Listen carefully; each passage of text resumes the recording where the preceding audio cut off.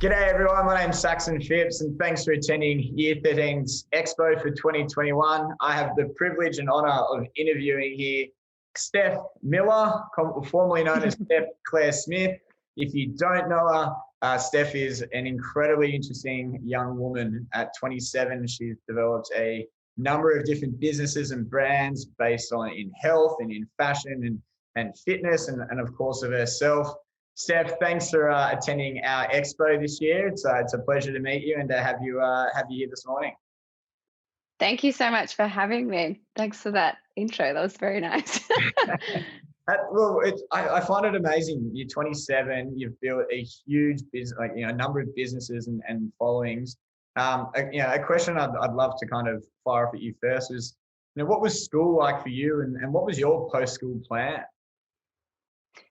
School was great. I really have some awesome memories, some really fun memories at school. For me, I was never super academic, but I still loved school. I loved, I suppose, the social side of school, the sports side of school, and I loved being there. But yeah, I just struggled a little bit in some of the academic areas. So I think I stopped science as soon as I could. I think I only did 1, 2 for maths, and I didn't do 3, 4. Like it wasn't for me. And I was much more of a creative and into my sports and health and everything like that. So I went to Bowen High and I absolutely love it. Like I could rave about that school here in Melbourne. It's a public school and it's just, I had, nothing bad to say about it. I had a good group of friends and a really supportive youth group as well. So I have some really good memories from there. And what was your post-school plan? I think we all have that idea that when you're finishing school, you're meant to know exactly what you're going to do for the rest of your life. What was a young Steph Claire Smith thinking at 17 when she was going to be doing with herself? Yeah, it's funny, that pressure that VCA students get. Definitely felt the pressure from the school and from other people in my year level, but I was really fortunate that my parents, I suppose, never put that pressure on me as to knowing exactly what I wanted to do. Their message to both myself and my brother was just to try and figure out where we think our strengths lie, but also what we enjoy, and that was the most important thing for us when we were choosing our path. They just wanted us to be happy, I suppose, which was really awesome because for me, outside of school, a really big interest of mine that I'd had since I was a little girl was modeling.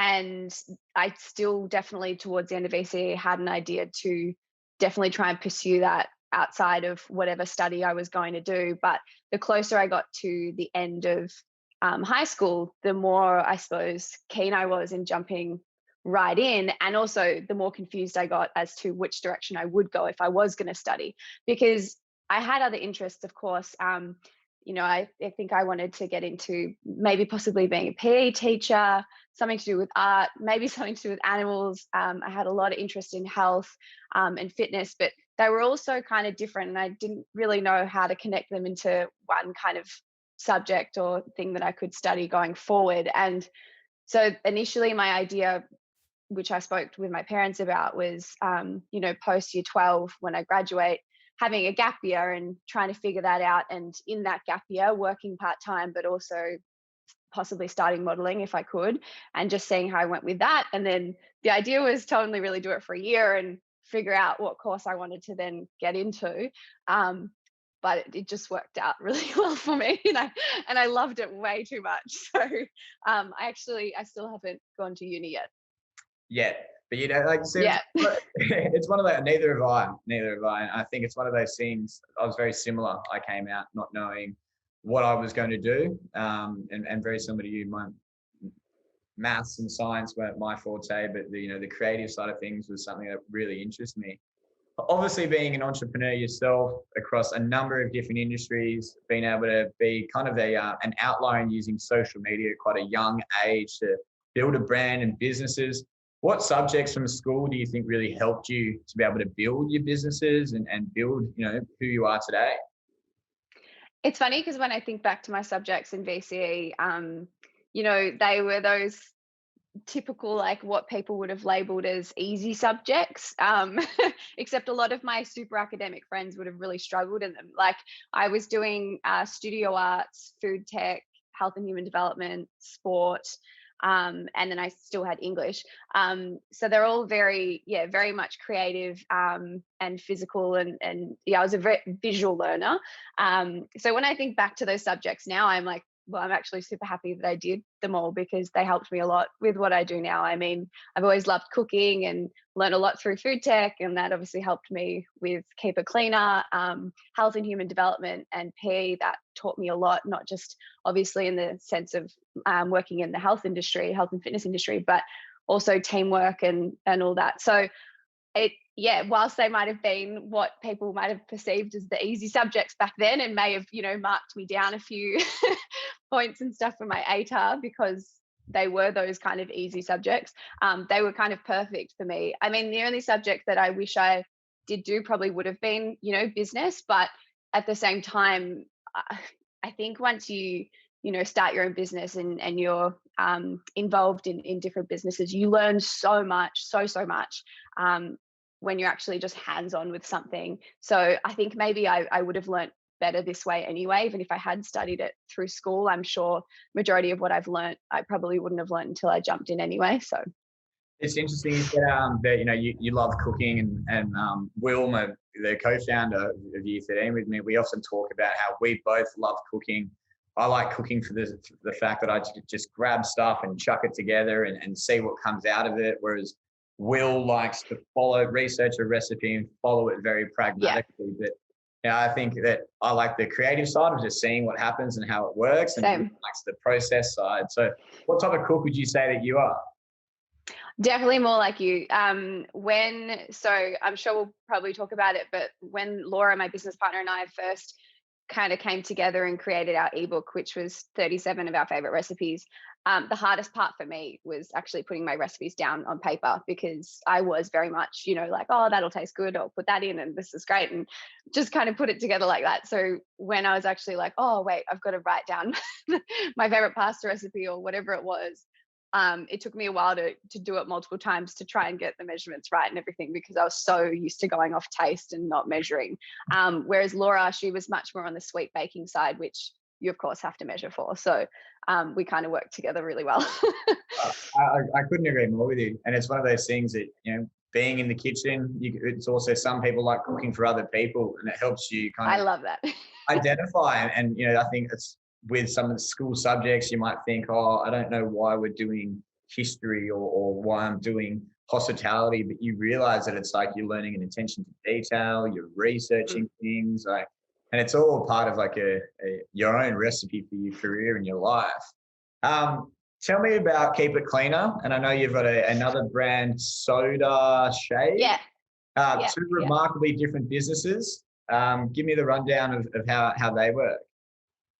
Okay, so Keep It Cleaner, I just touched on the ebook. So that was the first thing we started with, and it was not a business venture in the beginning. It was really just a project, something fun Laura and I wanted to do together. And it was an ebook of 37 of our favorite recipes. And we sold it for about, I think it was $19. And we weren't really sure how it was going to go, but it went really, really well. And we had that for about a year. And this community started to form from it.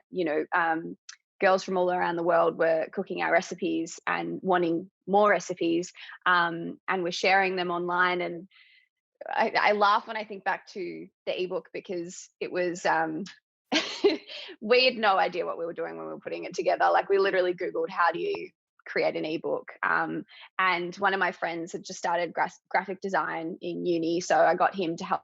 I'd met a fashion photographer through work that we got him to shoot the photos, but we tried to cram 37 recipes into one shoot day, which required quite a lot of pre-cooking, and things like our banana bread looked like slimy because it was on day 3 by the time we shot it. Like, it was just, and we had no food stylist or chef or anything on board. So basically when people were sharing our recipes, theirs ended up looking a lot more appealing than ours and did in the book. But I think that was almost the charm of it. I think that's, we noticed that in the area of healthy food and recipes and everything like that, every cookbook was like this picture perfect coffee table book that you'd almost not want to even attempt the recipe because it won't look like that.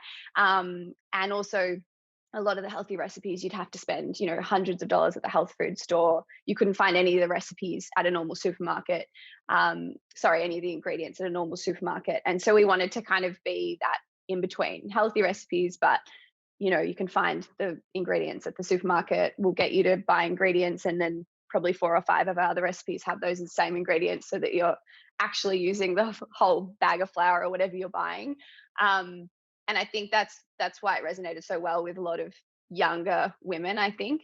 And yeah, from there, the community grew, and we started a subscription blog, which had a bit more physical stuff on there as well. So we wrote about working out, different training we were trying. We had workouts from trainers that were friends of ours posted on their monthly, as well as more recipes. And then from there, we were approached by a company that put together programs, basically. And the program was, food and fitness and health-based. And Laura and I were basically the faces of it, and the faces of all the workouts. And that was really awesome. It was a really cool experience working with them. We learned a lot. Our community grew even more, and we just loved it not too much. We loved it so much that we wanted to kind of like have our hands in every pie of the business. We wanted to like be in charge of marketing. We wanted to be in charge of social. We wanted to, not in charge, but just a part of it all. And for us, just being the faces of it wasn't enough, because we were so passionate about helping these women that were in our community. It was really important for us to be involved in kind of every corner and every facet of the business. So that's when we kind of built the courage and the guts up to leave and go off on our own and start our own app and everything. And it was the scariest thing we ever did. We had to start from scratch. We lost all our subscriber data. We lost all content and everything, and really had to start from scratch. And we were just so lucky to have such a beautifully engaged community that they were, as soon as they found out that we had to close the other program down, the day they found out that we had a new one, they jumped on board. So we're really lucky in that sense. And it's been an incredible ride. It's been 2 years now since we launched that app. And we've had a bit of a revamp last year and got some new trainers on board and everything. And it's so incredible. And the team's growing, like we're hiring new people all the time. And it's crazy. It's a crazy ride. But I think the most beautiful.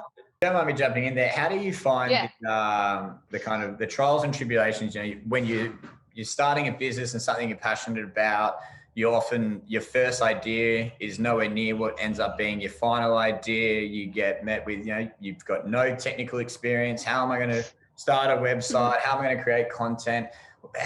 How much has resilience been a part or a key facet in, building your business? Oh, hugely. And the thing is what the biggest lesson we've learned over the years is not being scared to fail. Every time we have, failed, which we don't really see as failure anymore, we learn so much. You pick yourself up and not to do that again, but it's almost so valuable now, any failure that happens. And I think especially when you're working in tech, something goes wrong every day, but that's like, you get used to it, and then resilience becomes a huge part of it. But I think working together as well, we've been really fortunate, being best friends, but having almost like a sister relationship with so much honesty. We've been really great business partners for one another. I think we've been there for each other when one of us is struggling or not necessarily feeling it or not as motivated. The other one's been there to kind of pick it up, which has been awesome and a big part of how we've kind of continued through everything. Did you always think that you were going to do something entrepreneurial? I don't think so. As I said, when I was leaving high school, other than a strong interest in modeling, I still had interest in, teaching. I loved being a leader or a team leader or a team captain, like in sports and stuff. So I suppose I liked that, but I never, ever imagined myself running my own business. As I said, I think if I thought that I was going to run my own business or something like that I would have studied something like business in high school. But yeah, it just wasn't, I don't know, I didn't even think that was kind of possible. Nothing quite like on-the-job learning, is there? No. And I think that's, I love that. I really do love learning. And I think I've only become more and more interested in learning, the more I've accepted that I don't know everything. And I think that happens as you get older. But yeah, it's been incredible. And I think the other thing on running a business and not having any experience, the other thing that you have to accept is that you're not going to be good at everything. You know, I think that's where Laura and I work really well together, is that we have got completely different strengths, but we have the exact same goals and values and everything for the business. So we've always worked together really well. And then now we've got this incredible team that kind of fill the gaps of where neither of us really had had strengths or experience. So it's been awesome. And how important has that been, both professionally and personally, having someone who you work with in terms of your business partner and being able to, it's not all rosy. You go through so many different emotions, but how important is having that time of that alignment with someone and sharing that same vision and belief? Incredibly important. I know when we started, when it turned into a bit more of a business, we had a lot of people warn us that, going into business with a friend or a family member can turn out really not so great. But I think because we have so much respect for one another, and we're in the business for all the right reasons. It started as a passion to help other women because of own experiences we've gone through. And that is the most rewarding part about what we do. And because we're both so connected to that, that's our main priority and the main thing that drives us. And when you connect so strongly on something like that, I think something so emotional, you always have that connection to one another. And your friendship always kind of comes first in a way.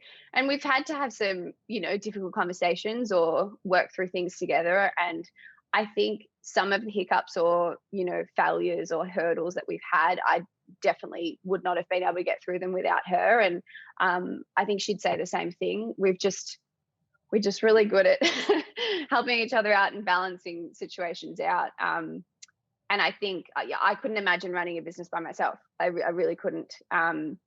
And especially not with someone that I felt like I could be completely honest and open with either. Yeah. And I couldn't agree more with you. That it's like, you've got to be able to have those people who you can be vulnerable to, who you can share ideas with, who, you drop your ego and you listen to them and learn from them. And, it's very similar, whether it be sport, whether it be business, whether it be personal relationships, whether it be your mentors. On that, do you have a mentor that you work with? And if so, how important is that person towards, your life and what you do? I don't have one particular mentor. Both of us take inspiration from so many people. I take inspiration from my mum for the way that she holds herself and the way she treats others.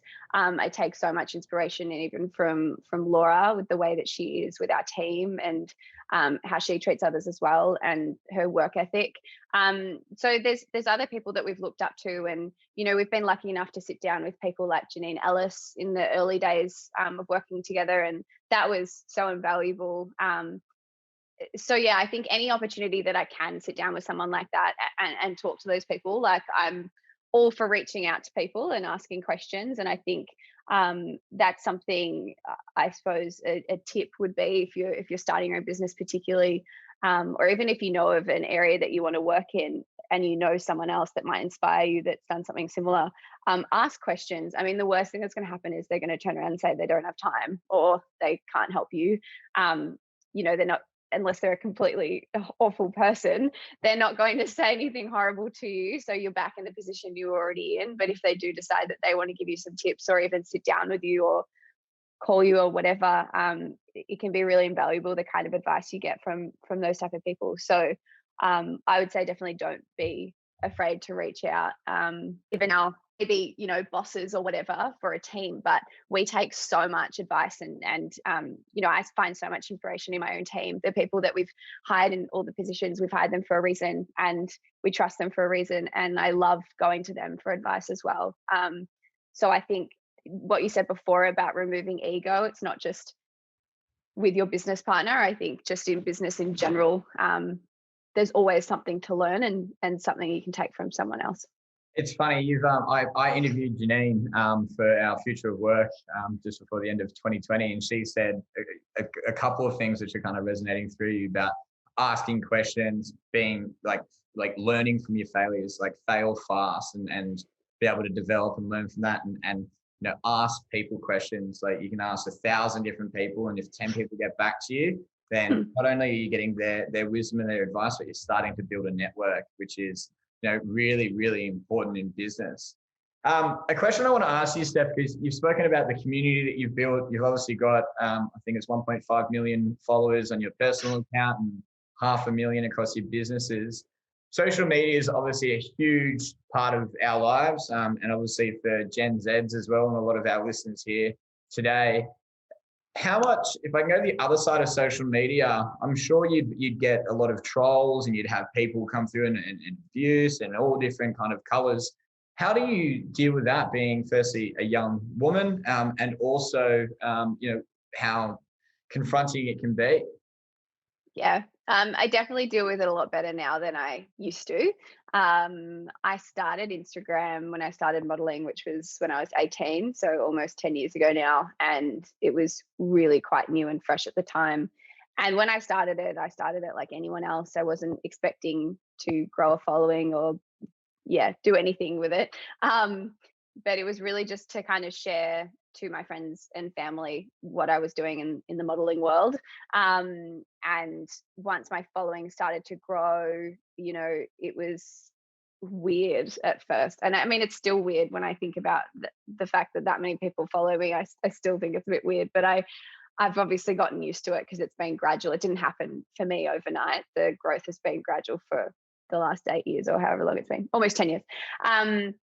And so I think, my way of dealing with trolls back then was sometimes writing back to them and giving them the time of day and letting it affect me. And I learned a lot from that, because 9 out of 10 times, even if you tried to be nice or tried to say the right thing, it was just the person on the other end didn't care, and we're still wanting to make your day shitty. So I learned very quickly, for me, my best, I suppose, way of attack is to just either try and ignore it or block and delete. And I think the thing that I've noticed is it when it hurts you the most is when they're attacking something that I suppose you value in yourself.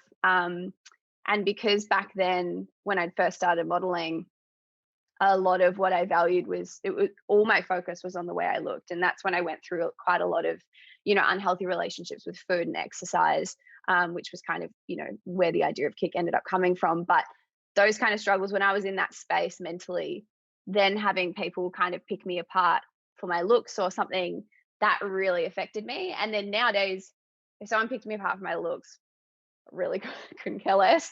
But if they think I've done or supported something that I shouldn't have or whatever, that's, I suppose, where it might affect me a little bit more. And it really depends on the day. Most days I'm okay to deal with it, but if I'm having a really hard day mentally, it's never great to see. But it's, I think you just get stronger, and you find your ways of dealing with it. And I just remind myself every time it happens that this person doesn't know me. They probably wouldn't have said it to my face if they did see me. And then even if they did, that's fine. That's one opinion. And the opinions that matter to me are, my community, my direct community with Keep It Cleaner, and, my work colleagues and my friends and family. So if it's not any of them that are saying the horrible things, then don't let it affect me too much.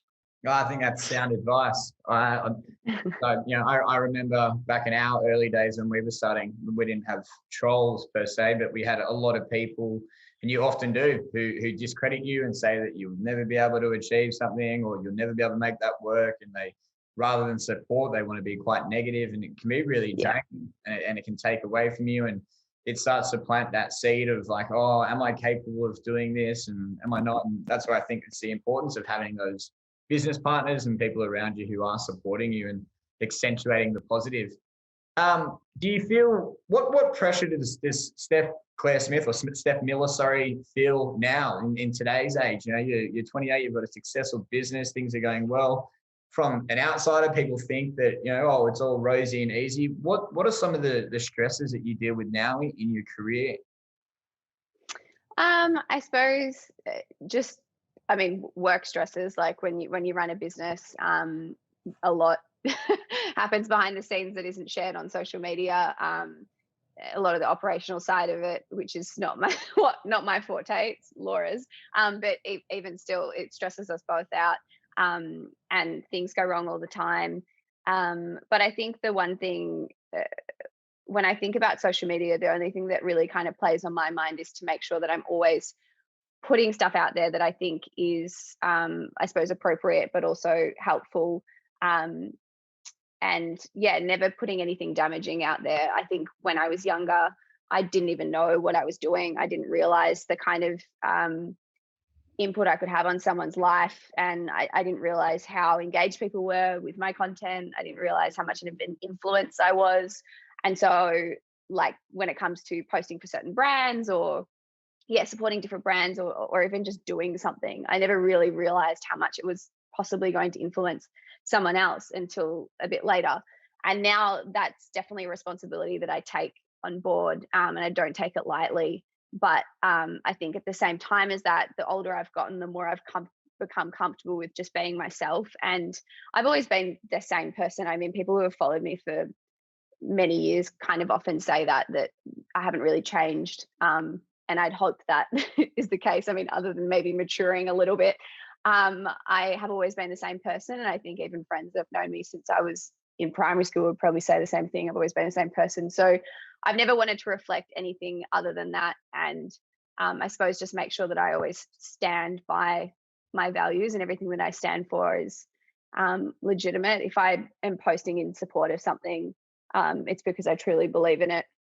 And that's really important to me. But other than all that sort of stuff, of course, I'm like anyone. I've got family dramas, and, our relationship, I absolutely have a beautiful relationship with my husband, Josh. And we've had an incredible journey together, but that doesn't mean every day is perfect for us. I often get a lot of young girls, particularly, messaging me, asking me for relationship advice, or thinking that our, relationship is so perfect. But I suppose that's just one of the lines, I suppose, I don't cross when it comes to social media. I'm not going to jump on my stories when I'm having a bit of a tear because we've just had an argument over something ridiculous.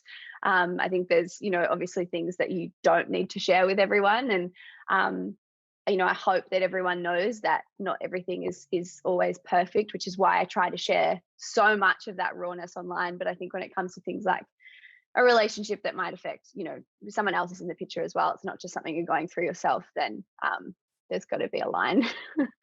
Completely. And you mentioned something there about the work-life balance, and it's actually a question that can come through with from a young female or a young woman saying, like, how did you stay fit and balance and manage your stress whilst going through school? Well, so in school, my answer to that was I loved it. Like, I got so much joy out of exercise. I didn't go to the gym while I was at school. I played a lot of sports. I walked to and from school. Most of my recess and lunch, I was either on the basketball court or like being quite active. So I really thoroughly enjoyed being an active kid. I had quite a lot of balance when it came to food in school. I suppose, I mean, we weren't like an unhealthy family, but I suppose it was just the kind of norm in Australia. I was very lucky when I was younger. I had the lunchbox everyone envied. So I definitely didn't grow up. And I think this is something that I'm so, so grateful to my mum for, is that I didn't grow up, watching my mum diet or worry about her body image or anything like that. And I think that is amazing, because I know a lot of friends who did grow up with that and did kind of feel that pressure a lot earlier, whereas I only really fell into the kind of dieting culture or stresses on that once I became really aware of it, which was when I started modeling and I left school. The hard thing is now, people are on social media younger. When I was in high school, there was no such thing as Instagram. I'm sure I would have been more aware of things like diets and all that sort of stuff when I was in school, and I'm sure it would have affected me. And I was very easily influenced back then. So, my heart goes out to girls who struggle at that earlier age, because I could not even imagine the kind of pressures that they're under in school. But I suppose my advice is just to, if exercise and stuff is important to you because it fuels you, mentally and emotionally and everything, just find time for it. But it doesn't have to be something crazy. You don't have to go to the gym and kill yourself for an hour.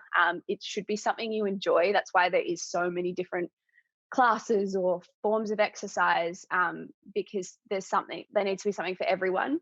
And I think the only thing you're going to be able to sustain is something that you enjoy. So as I said, for me back then, it was walking to and from school and playing sport. If sport's not your thing, then yeah, maybe find a program or something that you can do in your own time, in your own space by yourself, and move your body. But just make sure that you're always doing it for the right reasons. That's solid, sound advice. I couldn't agree more. Often when I get into a bit of mental fog, I take myself for a walk or a run and just get myself moving. And I always come back with clarity. And I wish I'd known that more when I was kind of going through school and a lot of those stresses. Steph, you've mentioned business, you've mentioned modeling, you've mentioned, or both your businesses. The question which has come through here, and I had no idea about this, was what was it like to work with G Flip after she dropped your name in her song Drink Too Much? Did you ever think that you would feature in a music video when you're in high school? Oh my God, I love that question. She's a legend. She's such a legend. So she messaged me before the song came out just to kind of give me a heads up. But one of my oldest friends, like went to primary school and high school with him, was always a really big fan of G, before she kind of got big, and used to go to her gigs when there was like 15 people in the club watching her. And he said he heard her sing that at a gig once and was like, apparently he went up to her afterwards and was like, I'm sorry, did you say Steph Claire Smith? Because he was just so like, what the heck? This is Steph. I've known her since I was 5. And he told me about it, but I didn't really think much of it at the time. And then soon after that, she messaged me and said that she was probably going to, release it into an album.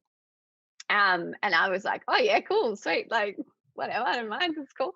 And I really liked the song. I mean, I thought it was awesome, but yeah, being a part of the opening line was so bizarre for me. And then I started hearing it on the radio and I was like, oh, this is so weird. And she approached me and just, asked if I could be a part of the video clip. And I was just so keen to get to know her more and to meet her properly. And then since then, I would call her a mate, and she's such a legend, so down to earth, and was so fun to work with her. And no, I never thought I would be in a film clip. I was never, as much as I thought I was when I was really young, I was never a great dancer or anything like that. And I think when you think music clip, you just think someone dancing, but of course there's other ways to be in a music clip. And it was really fun. It was fun. I played myself, so that was kind of very easy for me to play my own character. But it was really fun. And I think the weirdest part for me, she sends me videos when she's at gigs, now huge festivals and everything like that, although there hasn't been one in a while because of COVID, and everyone kind of screaming out that first line. That is the weirdest thing. I don't think I'll ever get used to that. I can imagine. Steph, I'm really appreciative of your time, but I've got one last question, which I've asked everyone that we've ever really interviewed through our expos and future of work and whatnot. What if you could think back 10 years ago to a young Steph who's kind of about to embark on the journey of finishing school, and you were to meet her and today with what you know, and to our listeners here, and what would be your parting wisdom? What would be your advice to the 17-year-old, 18-year-old Steph that you'd meet, that you know of today? Listen to your gut. It's probably my biggest one. I think Laura and I would both agree on that as well, because there's been some decisions or pathways we've gone down which didn't feel right at the time, but we did.